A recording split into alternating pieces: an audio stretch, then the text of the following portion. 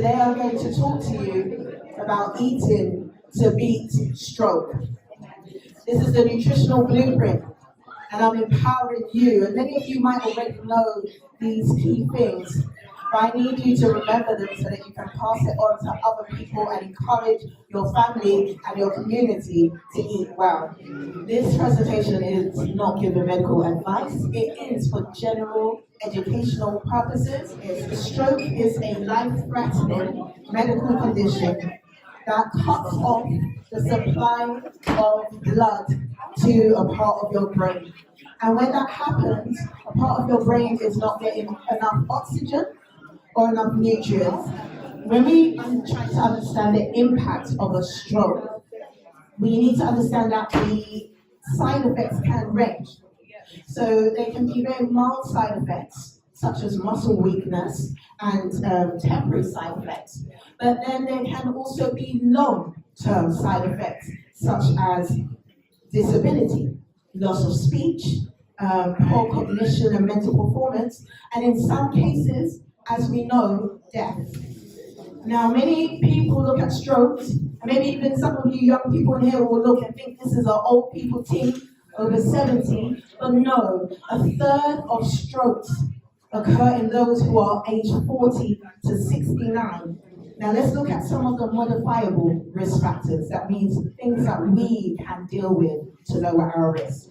High blood pressure is the biggest risk factor for strokes. It indicates that your heart is pumping harder than it should be, and this constant stress weakens our blood vessels and our arteries, which makes them more susceptible to bursting or being blocked by a fatty plaque. And it's important that we check our blood pressure often, because some people who have high blood pressure don't have any symptoms. You can buy yourself a little machine like this. It's not expensive, but you knowing your numbers can save your life. Obesity promotes inflammation, and it's caused by excess fatty tissue. And a healthy weight loss minimizes your risk of stroke. Tobacco smoke contains 4,000 chemicals, 50 of which are known carcinogens, meaning these are substances that promote the development of cancer. They can damage our LDL cholesterol, known as the so-called bad cholesterol, and damage our arteries. I'm Rochelle.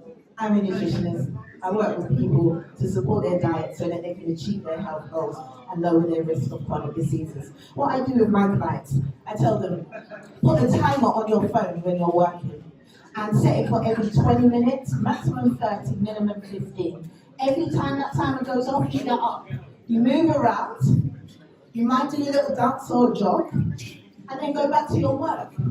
And it's scientifically proven that when you do that, you can even lower your blood sugar levels by up to 34%. Also, sleep apnea is very important to know. Ask your wife or your husband whether you snore, because that could be an indication that you have sleep apnea. And what that means is that your brain might not be receiving enough oxygen whilst you're sleeping, and your body is working hard to open up airways to make you breathe. Foods to avoid. We need to avoid sorry, I'm watching someone eating a hot dog. Let me not look. Foods to avoid: ultra-processed foods, foods that are high in sodium, trans fats, and added sugar. They all increase our risk of stroke. For those who drink alcohol, drinking alcohol in excess can definitely increase our risk of high blood pressure and irregular heart rhythms. The danger of trans fatty acids, or trans fats, also known as hydrogenated fats or vegetable oils. The FDA actually determined that these trans fats are no longer recognized as safe. You may ask them, why are they in our food? Trans fats interfere with the functioning of the barriers of our cells, and they clog up our arteries. They're also associated with higher risk of developing type 2 diabetes, heart disease, and stroke. And you can see what they mainly appear in. Margarine. I talked about margarine on the Illuminate service about ultra-processed foods. Biscuits, donuts, cakes, frozen meals, fried foods, takeaway, sweets, crisps, and fish fingers. The key is When you are looking at a food label, check whether it says hydrogenated vegetable oils. As soon as you see that word hydrogenated, put it back on the shelf. Another thing that you absolutely need to avoid that I wanted to bring your attention to a bit more is added sugar and refined carbohydrates. Let's actually look at the essential nutrients and foods that we need to include to lower this. Potassium, magnesium, I talk a lot about magnesium on social media, omega-3 fats, and fiber. These are all crucial for your cardiovascular health. And you don't have to focus on counting calories, but you do have to focus on consuming nutrient-dense foods. So foods like fresh food, fruits, even vegetables, legumes, whole grains, fish. You need to eat fish and healthy oils. Why? These foods contain omega-3 essential fats. Now there are 3 types of omega-3 fatty acids. You have EPA and DHA, which is largely found in fish, marine vegetables like seaweed, nori wraps, and seafood. And there is Elle, which is the source that you mainly find in plant foods, such as walnuts, chia seeds, hemp seeds, ground flax seeds. These foods are fantastic. They do so many things, including reducing our cardiovascular event risk, such as lowering our triglycerides, improving our blood vessel function and flexibility of our arteries. They improve blood and oxygen supply to our heart, and they lower our blood pressure. The NHS recommend that you have at least 2 portions of fish per week, and at least one of those portions have to be oily fish. Because oily fish does contain a low amount of pollutants, you have to be careful, and men are recommended to eat no more than 4 portions of oily fish per week. Even women, all women who have not yet been through the menopause are recommended a maximum of 2 portions of oily fish per week. EPA and DHA sources. First of all these sources, all 3 are brilliant sources of omega-3. However, these are more biologically active, and only a small amount of ALA can convert to EPA omega-3s. So if you are a vegan or vegetarian, or you don't eat meat and you don't eat fish, you need to be aware, and it might be worth supplementing. Speak to a practitioner.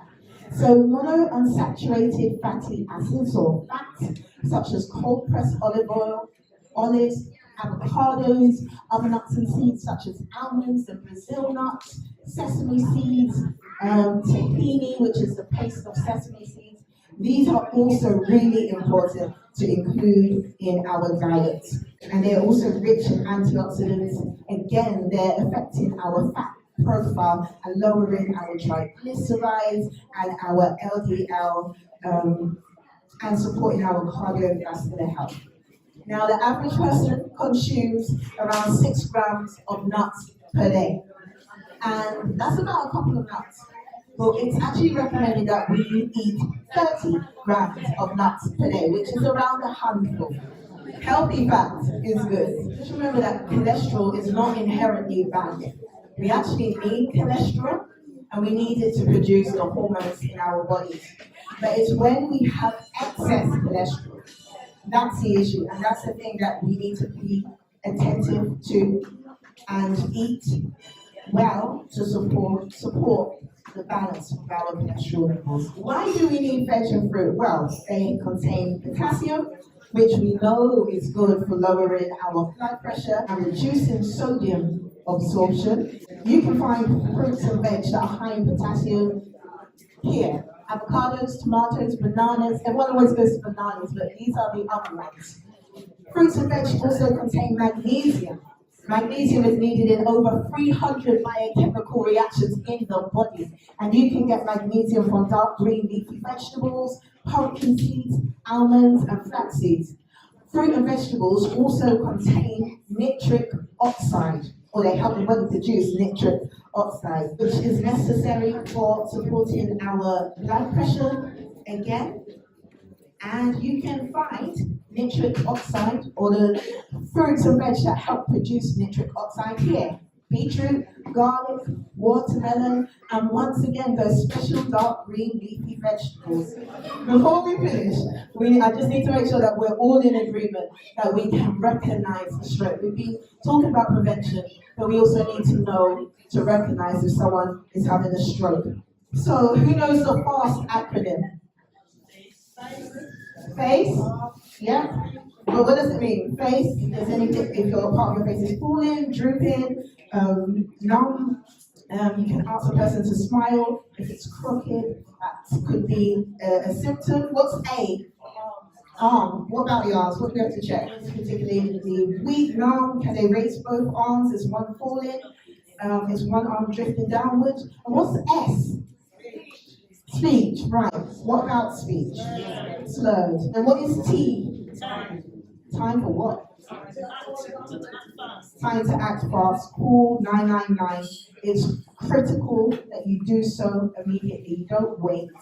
You just call it. Yeah. So this is me again, nutritionist, nutritional therapy practitioner. You can book a free discovery call with me. See how we can work together. Follow me, Elle Nutri. Keep in contact. This is my website. You can scan this code and join my mailing list. So I think that's it. Thank you so much for taking the time to listen to me. I really appreciate it, and I really hope that you will take something. Please share this information with others as well. You can share my content online. I have just released a poetry book. I have 2 copies only available with me today. This is my personal one. If you want a book, it talks about health and faith and everything in this concise book.